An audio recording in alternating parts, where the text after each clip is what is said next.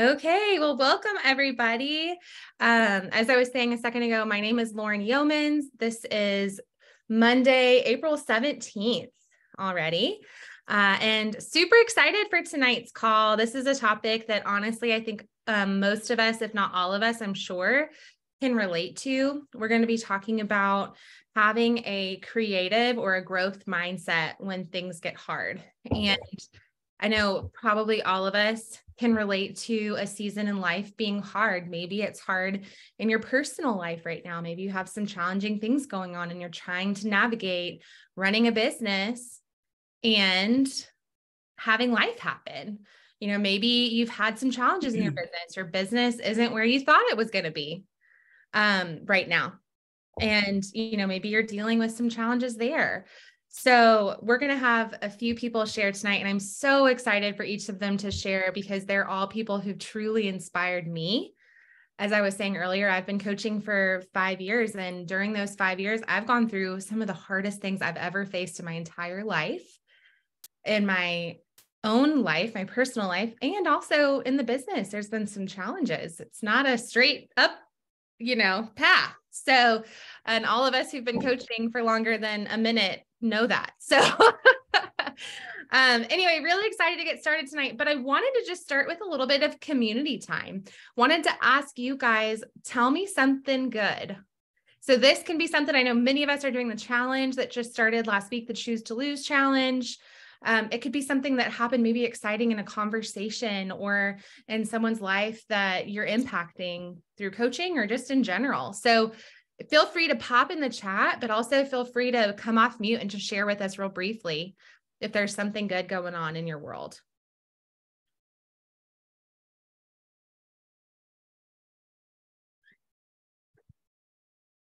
Oh, Rebecca Gibson in the house. Go ahead, girl. I'm bragging for my dad. So I use these little journal books for my folks that don't really like to use phones. And he sent me a photo this morning that in his journal book, there are these jars where you get to fill in a heart for every pound that you've lost. And so he sent me that he is on his second jar, which means he is very close to being down 50 pounds. Wow. So he went from 277 to I think he's just a little over 230, and his goal was 225. Wow. And Rebecca, I feel like I remember when we were having your coach explore that he was someone who was like, I really want to help my dad, or maybe, around that time. Anyway, how cool that. Yeah, he just was real hesitant. Like, I think I got him to buy the book first. Oh, that's right. That's right. But I know you said he was someone on your heart that you really wanted. Oh yeah. For always. Yeah. Yeah. Oh, that's so exciting. And Rebecca's coming to her first in-person Optavia event this week. So that's exciting. Joni says, I have watched a neighbor walk around my block for several years, finally have a time to talk to him Wednesday evening. I love that, Joni. That's so awesome. How cool. Oops, I have a bunch of people in the waiting room. I have a couple things I wanted to mention. Is it okay? Kelly? I have a couple clients that just shared with me this week already today that they've been cleaning out their closets of their bigger clothes because they're down. You're not at their goal yet, but they're down enough to where they're getting rid of several sizes in their closets and paring down to other things. And that's great. Burn the boats. You're not going back. So, that's pretty exciting when they're telling you those. I've cleaned out, I'm in this size now, and I'm cleaned out my closet. I've gotten rid of all those clothes, and one of them was like going to hang on to some stuff. And I was like, why?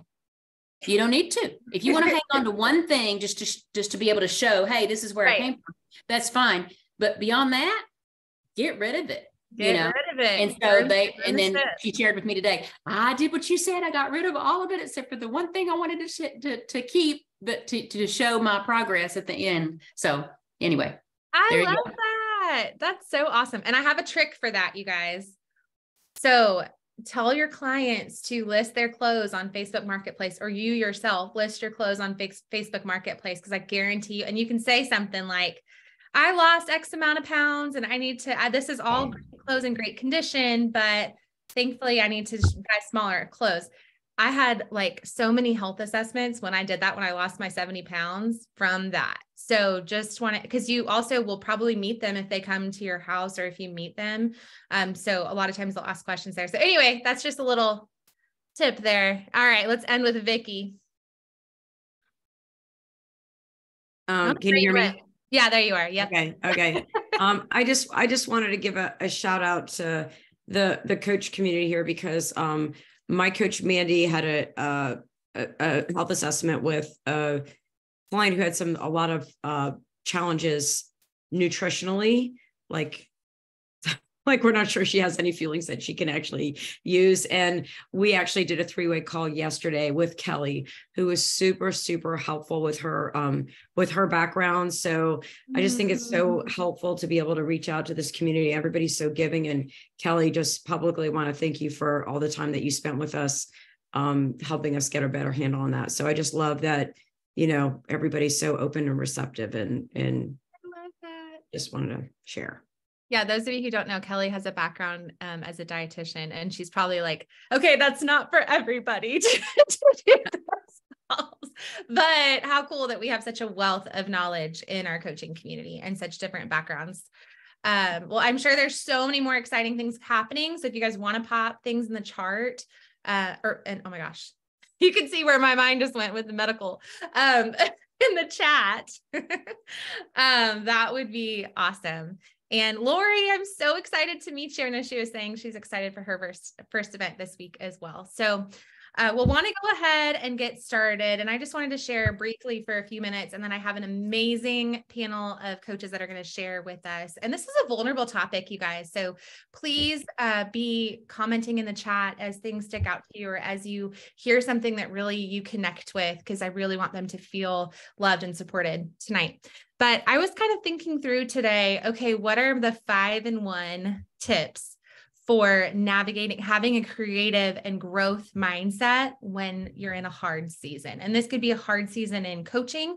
This could be a hard season in your life. So I thought of 5-in-1. I know we like that. That's easy for us to remember. So number 1 is just reflecting on your why. So reflecting on, okay, why did I say yes to coaching in the first place? Why is this important to me? Just getting back to that place of when you said yes to coaching, and what was your heart? What was your reason? And sometimes I know I've had to do that when things got hard in my business, when things got hard in my life, and I had to carve out time for this to just really remember why. Why is it important? Next is the second point, is just to remember the gift that we have in our hands.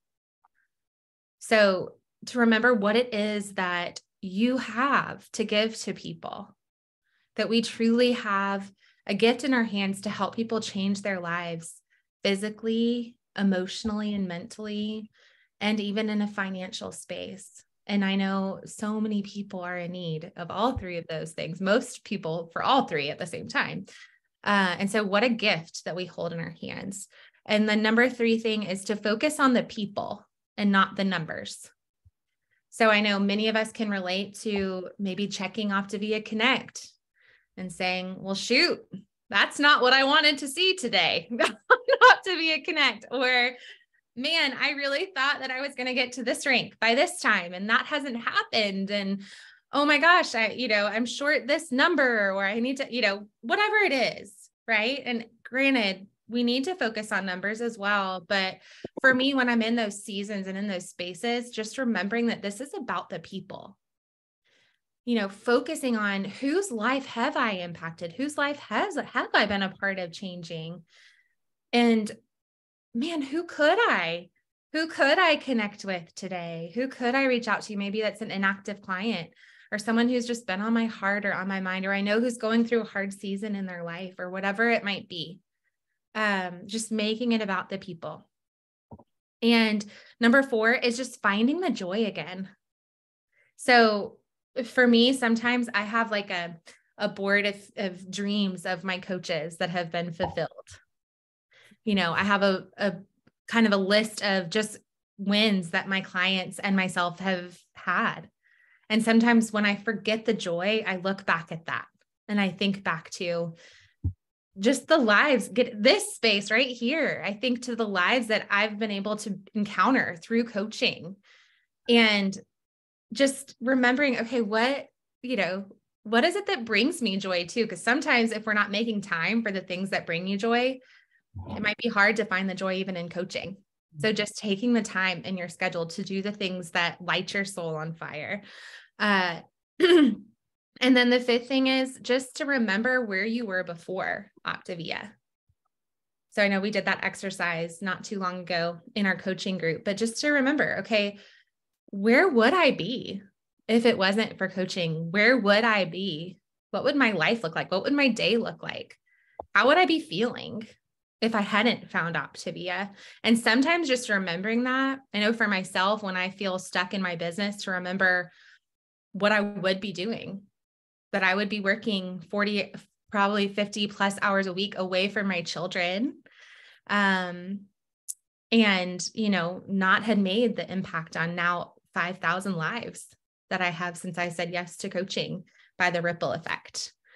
And so anyways, just remembering that. And then the one is to really think of it, having that creative and growth mindset and an abundant mindset versus scarcity, versus thinking, oh, nobody wants to do this. Nobody's talking to me. No one's getting back to me. Everyone's saying, no, I don't understand. Nobody wants to coach, but instead flipping that switch into, okay, this is my current reality. This is where I am, but what can I do? And remembering that there are an abundance of people who need what we have to offer.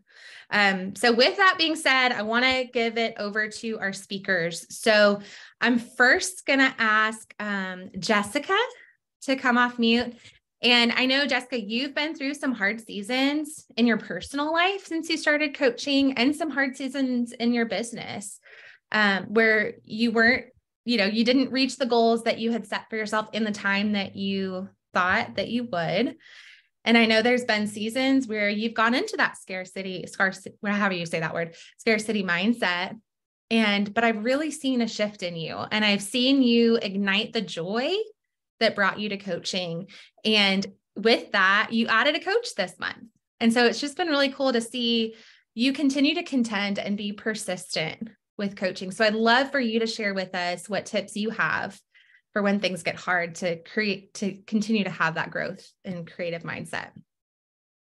Thank you, Lauren. Yes, Lauren is right. I did not hit a lot of ranks that I thought that I would by the time, guys, I should be IPD by now.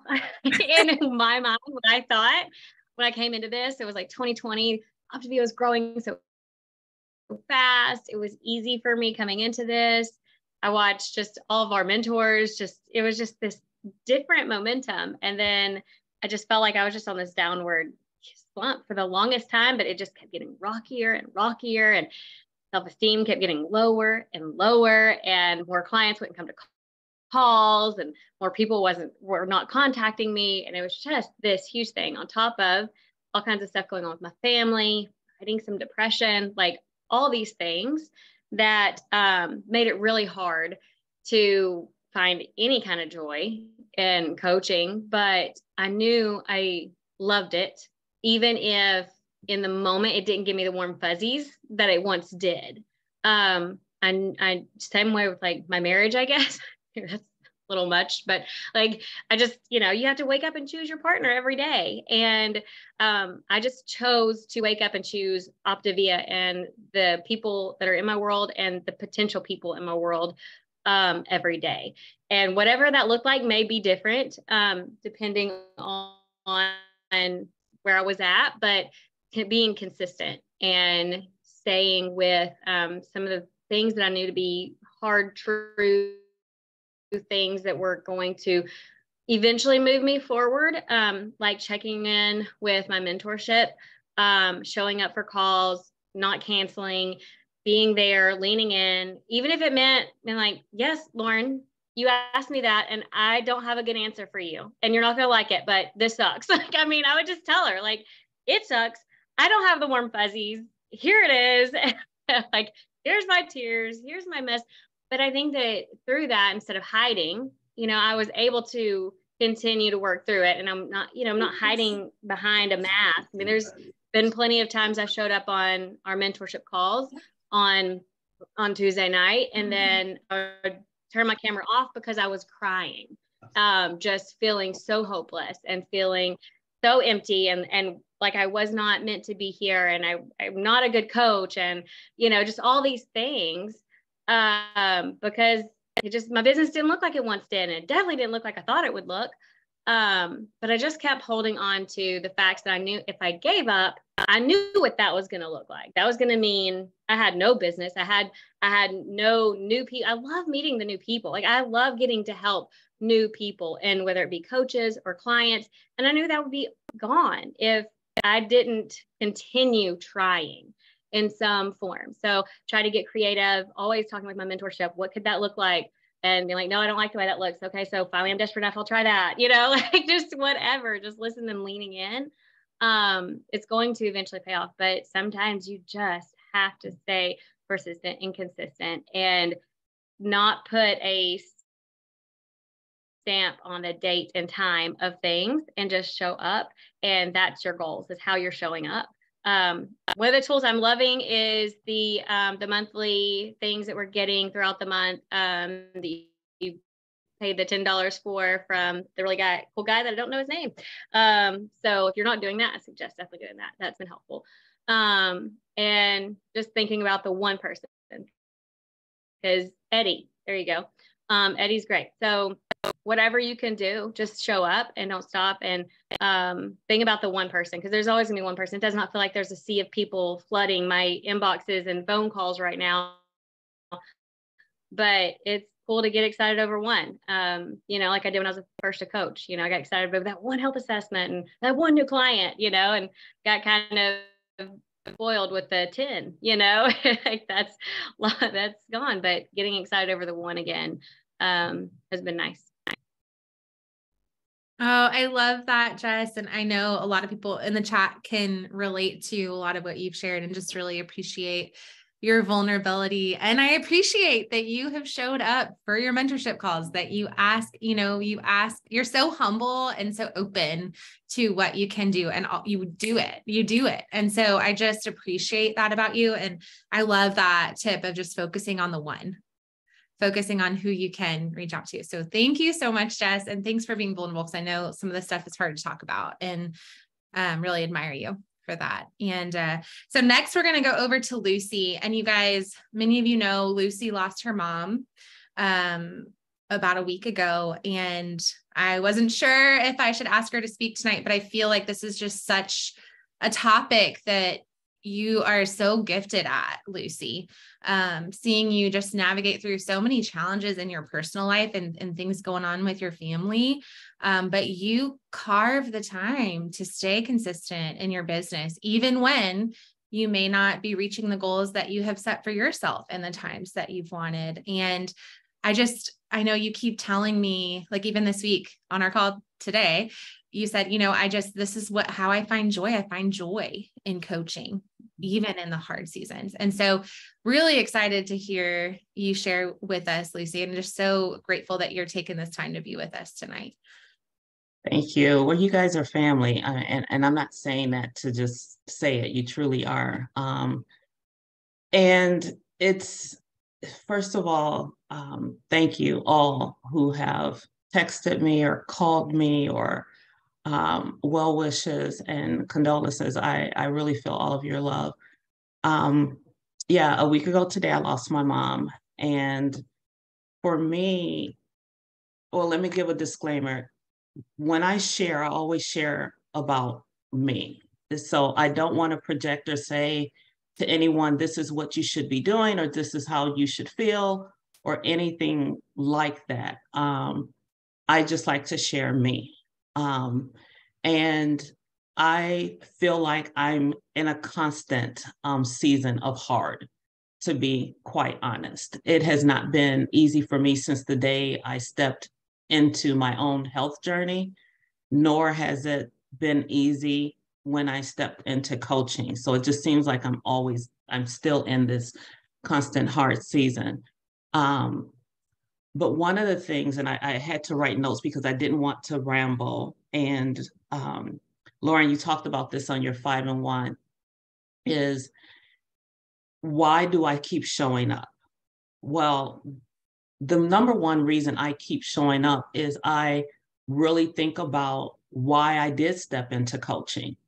Now, I do have a personal goal of bringing my husband home, but I do feel like that I have a purpose, that God has really planted this deep desire within my heart to help people.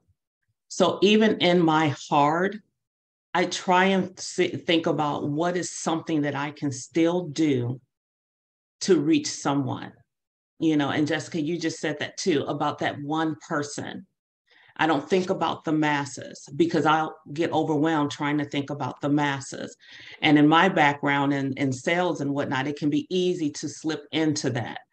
And so I try to really focus on, God gave me a gift. And this gift that we have is something that is so special that people need to see. And one of the things that I was writing about earlier when I was preparing for tonight is when we all started our journey, our journey, and Dr. A talks about this, that about us becoming a dominant force in our life. It's not becoming a dominant force in our life when things are all easy and easy peasy, because then there's nothing that's going to stretch us and push us or help us to grow. And it's not just about what we eat every day. It's about life. And so I have a choice each and every day. I have a choice on how I'm going to show up. And I will tell you guys, and if any of you have lost a parent or someone that's really close to you, you know that it's sometimes hard to pull yourself out of bed. But what keeps me getting up out of bed is that there is someone. And that's what I always think about. There is someone that needs to hear something from me, whether it's on Facebook or social media, or whether it's a neighbor just going out to say hi when I'm going out for a walk. Someone needs to see, and someone needs to hear, someone needs to be encouraged. So that's one of the things that I really focus on. So becoming a dominant force in my life is I have to make a choice in how I'm going to show up. Just like my post today, I easily get up and put on, t-shirt and workout pants almost every single day. I hardly ever, especially when I came out of corporate America, I refused to dress. But then you do show up differently when you do dress a certain way. So I made that decision today. I'm going to dress in real clothes. And so, as coaches, I feel like we can't just tell our clients, we can't just talk the talk. We can't tell our clients how to navigate and evolve during the hard if we don't show up during our own hard so that they can see how we navigate through it. We do have to walk the walk. And I think that builds trust. And when they see you and they hear you and they know that there's still some times that you are bawling your eyes out, but you still care enough to put yourself out there, then I think that opens them up to say, okay, my heart is hard, but it doesn't mean it's impossible. And so that's what I try and do. And that's how I present myself. So even if it's just putting one post out a day, or even if it's just making one call, I try and do something every day, except for Sundays, but I try and do something every day to touch my business and to inspire and help someone. And it does bring me joy. It helps me because when I'm focused on somebody else, I'm not thinking about me. I'm not thinking about my own sorrow. I do cry, guys. I'm going to be crying for many, many years. I've got Mama sitting right here on my desk, a picture of her that I look at every single day. So it's not that I am trying to pretend that I have no feelings or pretend that things are all good, because they're not. But I know that somebody needs me because somebody else is going through something just like me, and they're trying to find a way to get out or trying to find a different focus. And if that's through me, then so be it. So that's how I navigate during the hard. Oh my gosh. I'm just so proud of you, Lucy. And I think you are such a testament to showing up when things get hard. And just, I love your heart on just focusing on others, because we know that that's so true. When we focus on others, it takes that focus off of the hard that's going on in our lives. So thank you for sharing. The chat is blowing up, so please read that. And next, I want to go over to Carolyn.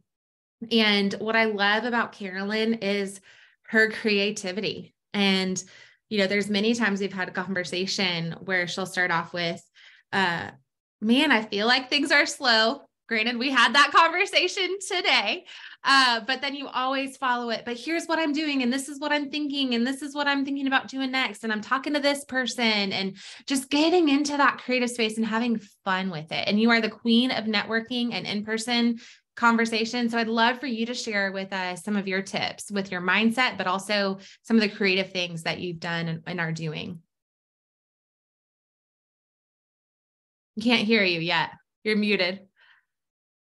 I just said, Lucy, that's hard to follow, but I'll give it my all. You got it. I think one thing I've learned about kind of in-person connections, I love to talk to people. I love to socialize, you know, with different groups. I've found melding that with my coaching, you never know when you're going to meet your next client. So it's always good to put yourself out there. And I'll start with an example. Last November, we have a condo in Florida, and Hurricane Nicole was coming to hit our condo complex, and the waves were taller than the first story of our building. And I was by myself before my family came down, and I was moving all of our deck furniture in. And my neighbor next door, her husband died at a very young age of COVID about a year ago in his 50s. So she was alone. And I said to her, oh my gosh, the wind's blowing, it's raining. So let me help you bring your porch furniture in. You know, this is getting bad, the waves. And she looked at me in the middle of it all and she said, I want to hear about your health program. I've heard that it's really effective. I was like, it's the hurricane's coming. So we talked the next day and she signed up with me and she's down 40 pounds. But what I learned from that is you never know when you're going to meet your next client. You never know where they are. So put yourself out there. And the other thing is when I am in live situations, never start talking about Optavia in the moment, like really set up a call to be very present and aware with your new clients or prospective clients. So it's just a funny story. Like it's taught me, like, you never know when you're going to meet your next client. So anyway, and I think putting yourself out there, like I do stuff on social media, but I would say most of my clients are from referrals or from in-person discussions. And as I tell my clients, step out of your comfort zone, do things that you wouldn't normally do just to connect with other people, whether it's to build your business or just to connect. You know, it's so nice to be out and meeting people. A few different ways that I've connected with people that I found effective is our library has a cookbook club. I joined our cookbook club. And I am the one that brings Lean and Greens to Cookbook Club every month. And I always start off, we introduce what we made and why we made it. I always am like, well, I'm a health coach. I've had several different clients from my Cookbook Club join in, and people love to see the dishes that I make. I love to cook, and I'm an organic gardener. I love to cook. So I make a huge meal and bring it to Cookbook Club. And I encourage everyone to take it home so they can see that healthy food is delicious. And that's really opened up, some new relationships. I also try to really support other people. I have a new client who's a binge eater, and she was looking for a therapist because I'm not a therapist. I'm a health coach. And I introduced her to one of my clients who's inactive, who is a therapist. My client ended up signing up again. She's like, I missed you. I haven't talked to you. I introduced her also to another friend of mine who's not a client. She invited me to a all-women business group in our town that I didn't know anything about. And she appreciated that I was helping to send her business. And she invited me to this women's networking group, which has just blossomed. And so I appreciate that. I also get involved in a lot of charities. I always go into it thinking I want to help the charity. If my sponsorship brings me, new relationships, great. But I never go into it thinking, why did I spend the money on this sponsorship? I always want to help, the charities that I get involved in. So last November, I did a turkey ride. We biked for 20 miles with a frozen turkey on our back, and we donated it to Food Pantry. And I was one of the title sponsors of that. And I was really proud of it. I also sponsored one of the sponsors for our town road race at Thanksgiving. I got in my name on the back of the t-shirt. My friend saw it, and a couple people got in touch with me about that. last week I did a gift basket for a big gala in our town, and I did like a milk frother, a waffler. I put a bunch of different items in it, and then I offered my services. And so just different ways to try to connect with people, and just in person. And I also find an important thing I'll leave with this. I always find, like, if you're having ups, downs, I would never connect my happiness with my success in my job. And by that, I mean, I've had really highs and I've had lows, but I'm an athlete. So I always like to connect things to, like, sports. When I'm playing golf, if I hit a good shot, I give myself 5 seconds to congratulate myself. I'm like, oh, that was great. Then I move on. If I do a bad putt, I give myself 5 seconds to be like, oh, that was bad. What'd you do wrong? I work on, doing the next putt better, or remembering, my success. I do the same thing with my work. So I could be in the 10,000 club 2 months ago, and I gave myself happiness for a little while that night. The next day, you're back to starting over again. And so I don't hold on to the success. And, like, now this month, I'm having a slower month. I'm not putting any weight on it. I'm like, what can I do to change things? And it's the same thing as with sports. Like, just accept your happiness or your frustration and just move forward. So hopefully that's helpful.